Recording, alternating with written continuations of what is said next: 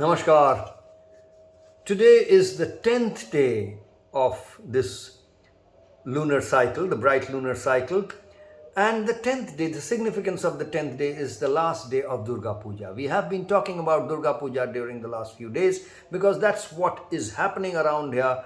And Karmi Yoga for 21st Century's Fit for Life program, this program for designing and developing our own daily practice routine for expressing ourselves through the integration of the good, the true, and the beautiful, understanding and the getting the insights from the integration of the good, the true, and the beautiful. Well, that is all. That is the goal of this sadhana paddhati, or this daily practice routine that we design for ourselves. Well, there is a deep connection between this and the culture and the geography and the religion and the context within which we are operating. Now, wherever you may be listening to this from, wherever you may, in that particular geography, in that particular culture, Durga Puja may not be existing at all. But because where we are recording this and where I am speaking from here, we are within this context and you are connecting with me right now. So it's very important for you to connect with the context because context is critical. The cultural context, the religious context, the lifestyle context, the geographical context, the historical context, the scientific context, the artistic context, all kinds of the economical context, the socio-economic context, all of these contexts within which this particular moment is kind of unfolding itself is very important. And we give it a lot of importance within the Fit for Life practice of Karmi Yoga for 21st century. Now, that is why we've been talking about the Durga Puja, because right now in this part of the world, that is what is on. Everything that is happening is around this particular event, the Durga Puja.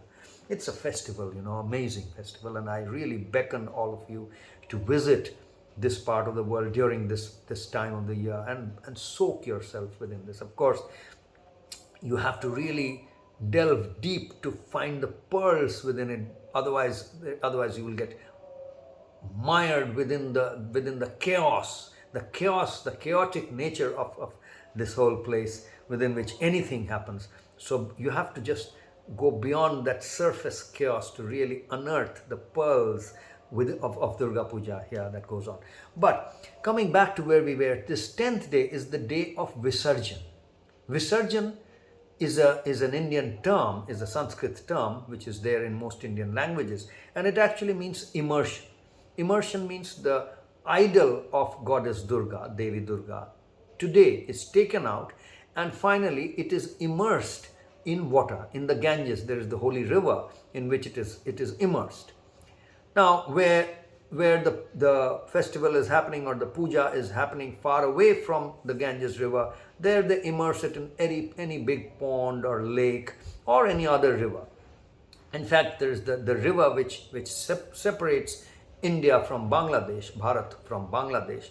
That river itself is a place near which is called Taki. It is a great festivity happens there today because everyone, both from Bangladesh and from India, all the organizers, the festival organizers, the Durga Puja organizers, bring the idols and they go to the middle of the river and they immerse, and people from both these countries kind of mingle together and they participate in this beautiful process and this beautiful occasion. And the same thing happens in most rivers, most lakes, where different organizers come and they actually immerse the idol in the water, and then everyone sees it. And of course there is also a tradition of not watching the goddess drown in just turning your head away and walking away. It said that do not look back and watch the final act of the goddess drowning and mixing with the water. And those are traditions which also have meaning. Some other day we can explain. But most importantly today is the explanation of this whole notion of immersion. Now you would be, as a child when we were growing up, we would be amazed by this whole incident or this whole arrangement. How on earth would you build this beautiful idol and you would do pran pratishtha, means actually you would bestow life into it, and for 4 days you would worship it with all your bhakti in the sense all your commitment and all your devotion, and you would actually want to believe and see and have the full trust and faith that that idol made of mud or whatever you have made it up of is God, is the goddess, is the final ultimate. And then today, that ultimate, what you have, that entire effort that you have given, that today, just after 4 days, you are taking it and drowning it in water and immersing it in water to let it go. Well, this is, in the beginning, it was very difficult to understand. It seemed kind of foolish, but as one understood the whole ethos or the concept of where all this comes from, the eternal concept of Sanatan Dharma, from where all of this has kind of emerged, it became abundantly clear that that Visarjan or immersion was an essential part of the whole arrangement, of this whole arrangement, festival, puja, worship, whatever you want to call this. Now, the immersion is something that is, in order to understand this, we have to go back to the map terrain trap, which I discussed a little while back, a few days back. The map terrain trap, as you remember, we discussed that the map, when we are trying to reach a particular destination, the map is very helpful. We use maps. Now, the map is extremely helpful till such time that we are trying to reach the destination. Once we have reached the destination, then the map loses its significance. We park it away, we either put it in the trash, or we keep it lock it into the drawer or somewhere else for the time whenever we may need it again, where we take it out again and use it again when we want to reach another destination. So the map actually helps us to reach a destination. In the same way, the idol here, Durga's idol, Devi Durga's murti or idol, is only like a map which is helping us to reach a destination. It's very important to understand what this destination is. Only then we will understand why this map or this murti or this idol is immersed or put away once we have reached the destination. So the whole idea of this Durga Puja is to help us reach that destination. What is the destination? Well, to many, the destination is building a huge Devagriha or a huge pandal or a huge house to house the Devi for these 4 days. For some, it is to build a most esoteric, most exotic, most beautiful idol itself. For some, it is doing a lot of service during this time. For some, it is creating beautiful ambience with the lightings and the electrical, with the music and all of that. So all of these are parts of the destination for many, and there's nothing wrong with that. But the first day when this whole thing starts, when the day of Mahalaya, which is the first day, I already explained that on the day of Mahalaya.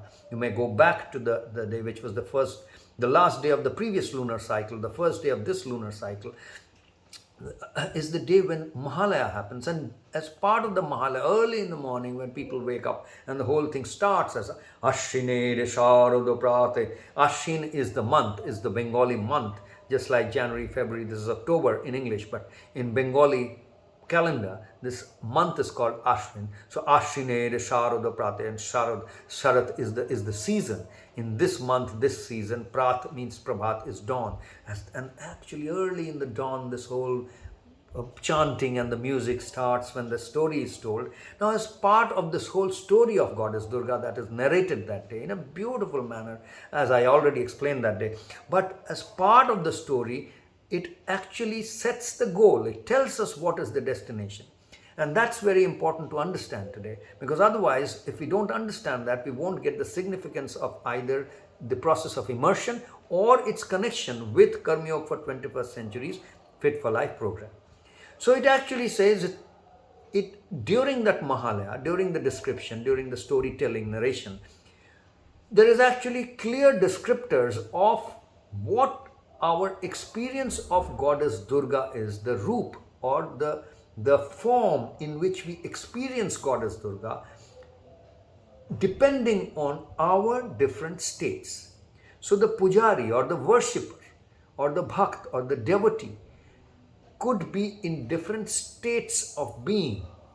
Now, these states of being have been described traditionally in three different ways: tamasic, rajasic, and sattvic. I'm not going into the details of that because there's enough of those explained all over. You can just Google or go on the internet and search for details of tamas, rajas, and sattva. These are three qualities, or three gunas as they are called, or three states of being in which we find ourselves. Now, these three gunas could broadly, approximately, be also connected with the modern Western scientific, psychological, or Western, kind of thought process, which hovers around self-centric or egocentric, ethnocentric, and world-centric. These are three stages of development which people are supposed to go through. In development, psychologists talk about these three stages. In some ways, there is a lot of parallel between these three stages and the three gunas, which have been talked about for thousands of years as part of the tradition here in the East. Now, what is described is that if you are absorbed in yourself, a person who's in the self-centric state or in a self-centric stage of life or state of being, would experience Goddess Durga in such and such form. It's not that that person is bereft of Durga or Goddess, no. The experience could be different. The experience of someone who's a little more evolved, a little more developed, who finds himself or herself in a more ethnocentric stage of life, or ethnocentric state of being, that person would experience Goddess Durga in a different form, and all these forms are described. In the same way, someone goes from ethnocentric to world-centric. That's sattvic.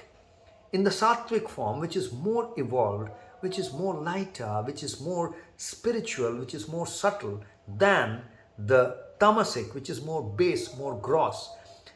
In the sattvic form, there is still a form in which the devotee or the worshipper will realize Goddess Durga, or would actually describe Goddess Durga.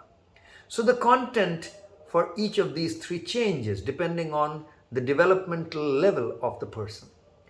Now, at the end of it, the story goes on. It doesn't end there. It's very clearly narrated that in the Trigunatit Turiya Avastha, Tini Onirvachanya, which means that Trigunatit, when you have transcended all these three states, or all these three stages of your life or your states of your being, there is a transcendental state or stage where you are beyond any of these.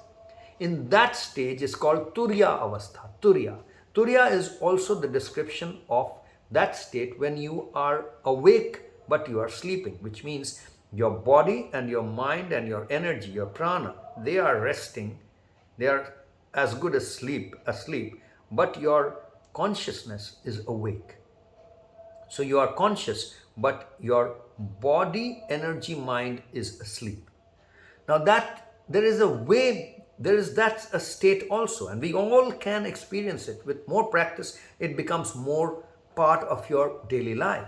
And that's something that we emphasize. We do yoga nidra, we do that practice specifically. Every day when we are doing this, the audio channel tells us, do not go to sleep.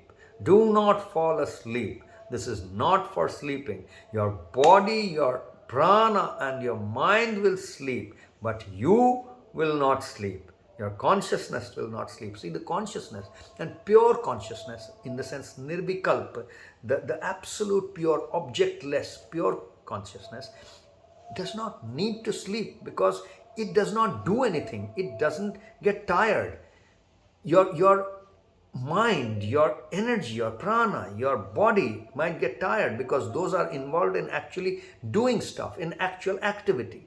But the pure chitta is not doing anything. It is the one which is the ground of all this, on which all this doing is happening. So it is not doing, it's the blank page on which stuff is being written. So that blankness, that nothingness, that emptiness, which is the ground of all being, is not getting tired because it is not doing anything. So it doesn't need to sleep, it doesn't need to take rest. It can be constantly awake, always awake. So that state of being is called the Turiya Avastha, or the Turiya state. Avastha means state. In that state, how do you perceive goddess? And it says in that state she is anirvachaniya.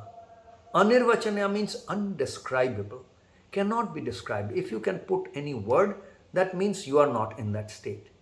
If you can put any description, then you are not in that state.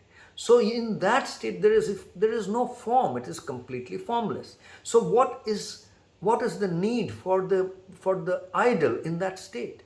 And that's what is being described right away, up front, right from the beginning. And that's it being described as the goal in a certain way. Because if you have not reached if you have not reached that goal, you will not experience, or you will never know what anirvachaniya is, undescribable is, what unity consciousness is.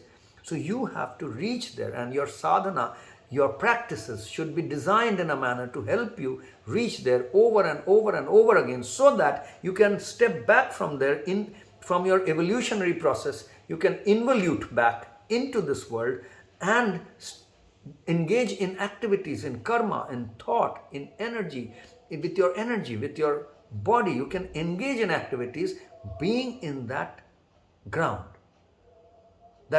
which is completely changeless, formless, because that is the ground which will not die, which cannot be tampered with, which is completely spotless and will always be spotless. It is always already spotless, as we can say. So to kind of get in touch with, you cannot, of course, as soon as you get in touch, you can be sure that is not what is being talked about, but so that you can identify yourself with that state is the goal of Durga Puja itself. And that is why it is said that once this goal has been reached, then that murti or that idol is of no use. Now it needs to be put into the water, immersed into the water. It needs to go away, so that we can now go on with our activities. The whole year now we have to do stuff, so that again, while we are doing stuff, we will this thing might erode, and we might be laden with impurities and all that. So next year she will come back again to purify us and help us reach there, get in touch with, identify with that aspect of us which is anirvachaniya, which cannot be described in words, which is completely subtle, which is completely spiritual. So the goal of all this festivity, material, abundance, is to help us move from material and actually embrace and understand the complete spiritual aspect of this. And once we have done that, then we don't need the idol itself, and that is why we cast it away and we immerse it in water. It's the same thing that we are talking about every day for our daily practice. We should come to our practices with our idols, but the idol can be in some form or no form, whatever it is. But at the end of it, the goal of every Stamiflex Aarti, every Pranlila Upasana, of every Shakti stretch Aradhana, and all the practices that we do, the goal should always be to get us into that state where where we have realized oneness with whatever idols we might have brought, or whatever idols or ideals we might have come to that practice with. So that's the goal of our daily practice. That's the goal of Durga Puja also. That's all for today, my friends. Take it easy and take care. Namaskar.